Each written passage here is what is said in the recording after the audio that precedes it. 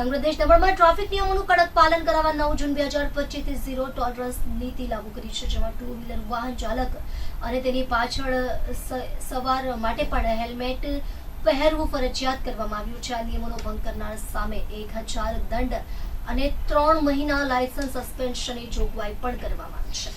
Traffic પોલીસની કડક નીતિ નિયમોને પગલે હાલ દમણ વિસ્તારમાં છેલ્લા એક સપ્તાહથી હેલ્મેટના વેચાણમાં ભારે વધારો નોંધાયો છે. પ્રદેશની વિવિધ મોટરસાયકલના પાર્ટ્સ વેચતી દુકાનોમાં હેલ્મેટ લેવા માટે લોકો આવી રહ્યા છે, તો દમણના મશાલ ચોક, વડચોકી, બસ ડેપો અને પાતલિયા જેવા વિવિધ જાહેર માર્ગો પર હેલ્મેટ વહેંચતા ફેરિયાઓ પાસે હેલ્મેટ ખરીદવા વાહન ચાલકોનો ભારે ઘસારો થઈ રહ્યો છે, જેને કારણે હાલ હેલ્મેટ વિક્રેતાઓની ચાંદી થઈ પડી છે. આ ફેરિયાઓ 700થી લઈને 1700 રૂપિયા સુધીના હેલ્મેટ વહેંચી રહ્યા છે. જોકે દમણના વિવિધ વિસ્તારોમાં હાલ ફૂટપાથ પર કરવામાં આવતા અતિક્રમણને હટાવવાની કામગીરી પ્રશાસન દ્વારા કરવામાં આવી રહી હોય, હેલ્મેટ વેચતા ફેરિયાઓને પણ આ વિસ્તારમાંથી પોલીસ દ્વારા ખદેડવામાં આવતા તેની સીધી અસર હેલ્મેટ ખરીદનારા વાહન ચાલકો પર પડી રહી છે.